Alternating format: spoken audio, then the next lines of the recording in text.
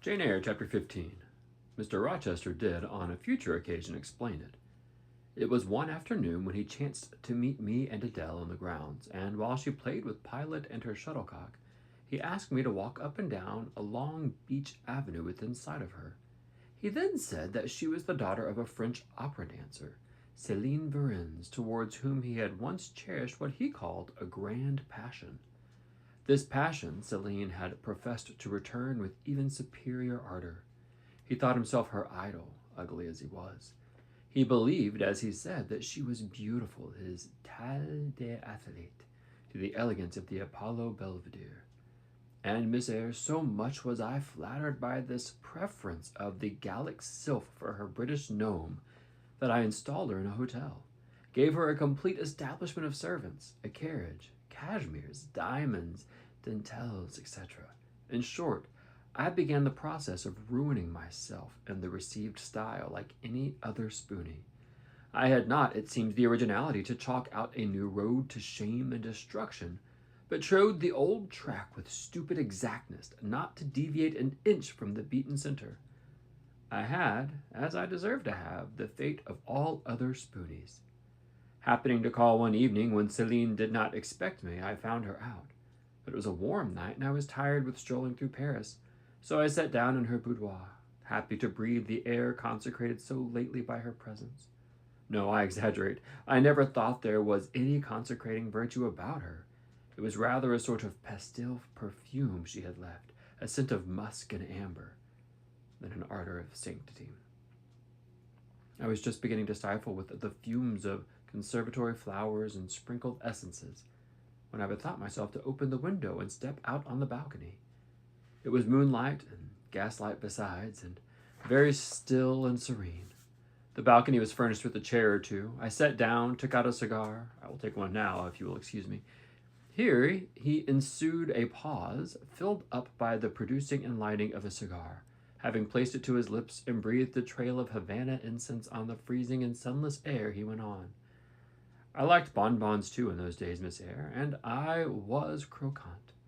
Overtook the barbarism, croquant chocolate comfits, and smoking alternately, watching meantime the equipages that rolled along the fashionable streets towards the neighboring opera house, when in an elegant closed carriage drawn by a beautiful pair of English horses and distinctly seen in the brilliant city light, I recognized the voiture I had given Céline.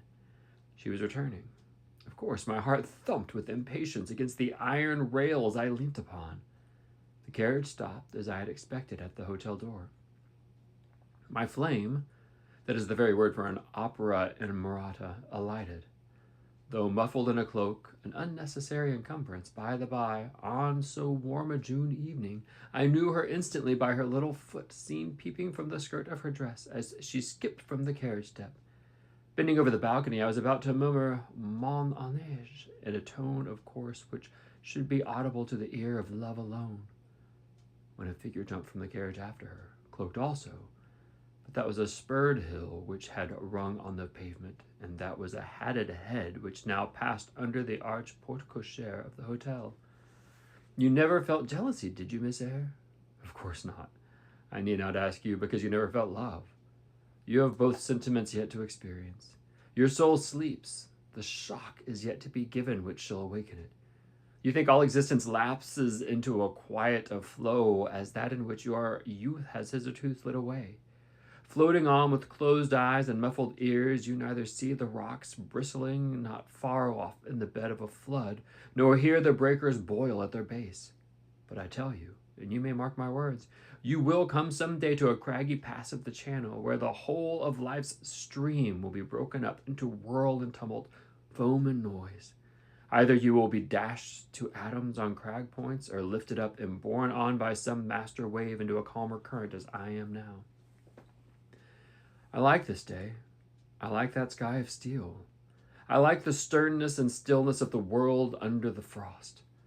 I like Thornfield, its antinuity, its retirement, its old crow trees and thorn trees, its gray facade and lines of dark windows reflecting that metal welkin, and yet how have I long abhorred the very thought of it, shunned it like a great plague house. How I do still abhor— He ground his teeth and was silent. He arrested his step and stuck his boot against the hard ground. Some hated thought seemed to have him in its grip, and to hold him so tightly that he could not advance. We were ascending the avenue when he thus paused. The hall was before us. Lifting his eye to its battlements, he cast over them a glare such as I never saw before or since. Pain, shame, ire, impatience, disgust, detestation seemed momentarily to hold a quivering conflict in the large pupil dilating under his even eyebrow. Wild was the wrestle which would be paramount.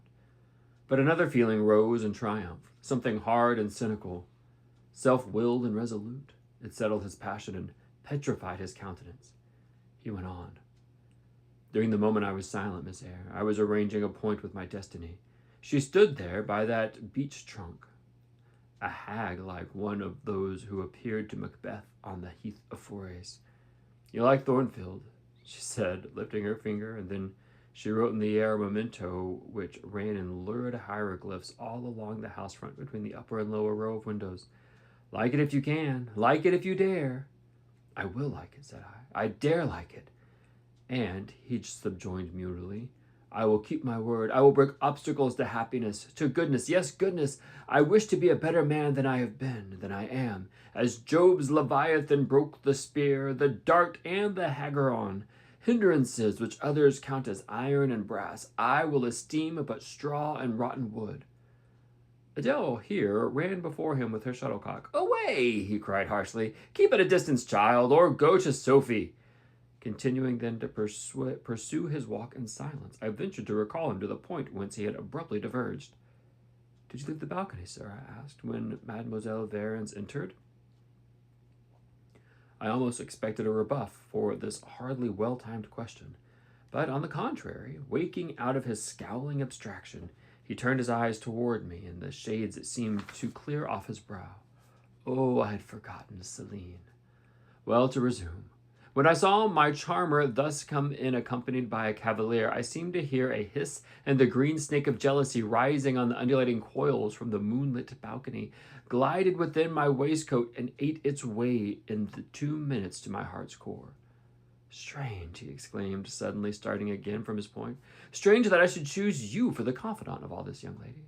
Passing strange that you should listen to me so quietly, as if it were the most unusual thing in the world for a man like me to tell stories of his opera mistress to a quaint, inexperienced girl like you. But the last singularity explains the first, as I intimated once before. You, with your gravity, considerateness, and caution, were made to be the recipient of secrets. Besides, I know what sorts of minds I have placed in communication within my own. I know it is not one liable to take infection. It is a peculiar mind. It is a unique one. Happily, I do not mean to harm it, but if I did, it would not take the harm from me. The more you and I converse, the better, for while I cannot oblige you, you may refresh me. After this digression, he proceeded. I remained in the balcony. They will come to her boudoir, no doubt, thought I. Let me prepare an ambush. So putting my hand in through the open window, I drew the curtain over it, leaving only an opening through which I could take observations. Then I closed the casement, all but a chink just wide enough to furnish an outlet to lovers' whispered vows. Then I stole back to my chair, and as I resumed, in the pair came. My eye was quickly at the aperture. Céline's chambermaid entered, lit a lamp, left it on the table, and withdrew. The couple were thus revealed to me clearly. Both removed their cloaks, and there was the Varens, shining in satin and jewels, my gifts, of course. And there was her companion in an officer's uniform, and I knew him for a young Rao of a victim, a brainless and vicious youth whom I had sometimes met in society and had never thought of hating because I despised him so absolutely. On recognizing him, the fang of the snake, jealousy, was instantly broken, because at the same moment my love for Céline sank under an extinguisher. A woman who could betray me for such a rival was not worth contending for. She deserved only scorn, less, however, than I who had been her dupe.